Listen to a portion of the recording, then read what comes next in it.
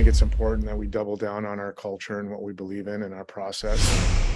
Um, we've got to get better on our daily habits, and um, those are the things that we're focusing on. If you're going to talk about process and talk about our culture, you can't worry about outcomes. You got to continue to worry about how you get there. And we've got really good stretches of games where we're really good, and there's stretches of maybe not as much lately, but we still have stretches where our habits aren't good and we're not focused and dialed in. So for us as a unit and as a program and as a group, and in terms of what we need to do is double down on what we believe in. And well, I expect them to work hard first and foremost. Sean teams work hard, so um, they're going to be in your face and ready to go, and they're well prepared, and they've got really good goaltending, and um, offensively they can be very dynamic and stingy on D. So for us, I mean, I sound like a broken record when I talk about other teams, but you got to be ready to go and play our game and be focused on what we need to do. Well, I think in general, our freshman class has done a nice job adjusting into Division I hockey and making their presence known on our team. And for those particular guys that you mentioned, they are on the power play. They play a lot of minutes, and so we need them along with some other guys to continue to contribute offensively. And I think as a whole, we're getting a lot more scoring chances, which is important. We haven't been able to bury them as much as we want. But I think getting those opportunities speaks to our process and speaks to how we want to play. And as we continue to get more chances and more valuable chances, and what different staffs call them different things, grade A's, A minus, B, whatever you want to call it, high percentage chances, guys are going to get more points, and hopefully we continue to do that.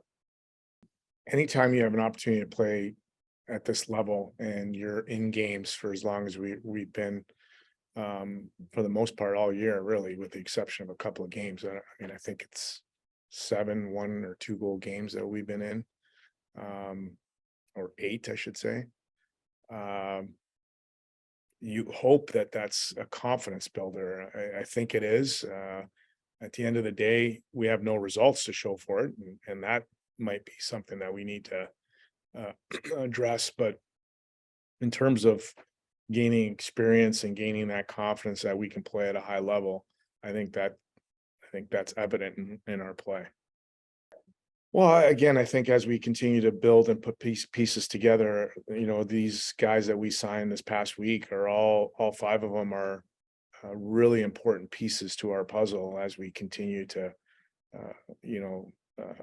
build our program to where we want it to be. And so, there was a plan last year and the guys that we signed in terms of what we were bringing in and the depth and the kind of player that we wanted. We want to continue with that character and that type of player, but now we have to bring in some specific things and needs that we need. So I think you see that the guys on defense are a specific need, a specific skill set that they bring to the table, and also up front. So we're happy with our group, and we're excited about where they're going to be in the future, right? They've still got a long way to go. It's one thing we talk about in the recruiting process. The job is not done yet. You still have things that they need to do, and they know that. They're really good people and good character guys, good students. And that's what we're trying to build here. So they really fit into our culture of faith and brother and trust in brother. And I think there's a reason why they chose to come to St. Thomas, and we're excited about that. Can you talk about the CCHA a little bit? I don't know if you still are seeing some of the COVID guys, some experience, some fifth year types, but is there, I know not much probably surprises you as long as you've been around college hockey, but is there anything that's surprising you this year about the conference or playing out similar to what we're preparing? Yeah, I think that first part is a really important distinction. this is not a normal college athletic experience, right? You have fifth year COVID guys that normally wouldn't be in your lineup, right? That are transferring to other programs. This is true for everybody in the country. So as you're building your program, it's actually something we've talked about a few weeks ago. You wouldn't be playing all these guys that are deep and senior heavy, because they're transitioning just like you are into freshmen and sophomores and things like that. So it makes it a little bit unique in the experience and how you have to build it, and maybe even your expectations to some degree of how your program's going to be.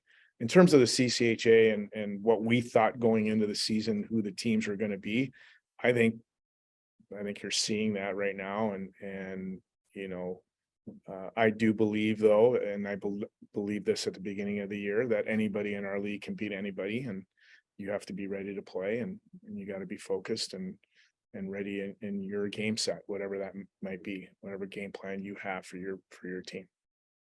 Michigan Tech alumni in the Twin Cities. I know they brought a big crowd here last year. Does that kind of make it fun when you got divided loyalties, even if it's in your own building? I can't remember where I was flying, but I had a couple of Husky fans or alums tell me that they're going to be at our game in November. So no, I mean, it is what it is. It's a fun atmosphere when everybody's in the game and engaged, whether you're a Tommy fan or a Husky fan. We want the building full. It just so happens that our building's a little bit smaller, so you can tell a little bit more. But if you have an arena on campus or anything like that that's a little bit bigger, they're there anyway, so you just don't see them because you're a little bit more heavy on your own fans. But it'll be fun.